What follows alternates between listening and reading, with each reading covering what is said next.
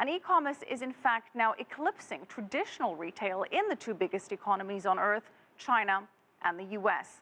But in the sometimes zero-sum game of big business, what's been good for e-commerce has been less good for global package delivery companies like FedEx and UPS.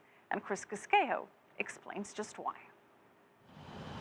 To boost profits, UPS will start charging by the size of the packages it delivers rather than by weight alone, which will raise prices for its shipments to all corners of the globe.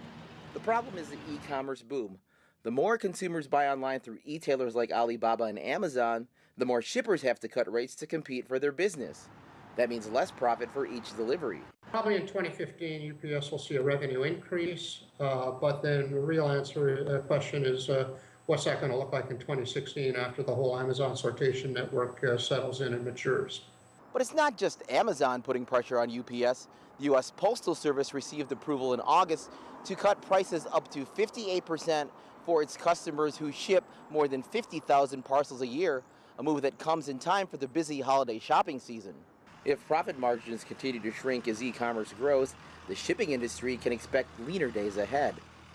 Population growth is on the shipper side, though.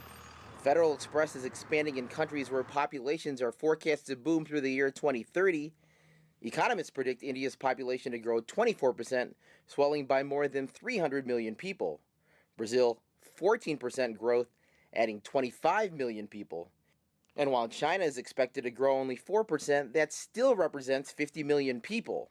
All that means a lot of shipping, and some believe Alibaba's entry into U.S. markets will help so-called legacy carriers like UPS. What we see is Alibaba is going to rely upon the existing merchants and the existing consumer products companies that are doing selling to deliver the product to the customer. Alibaba themselves will not be in the logistics business.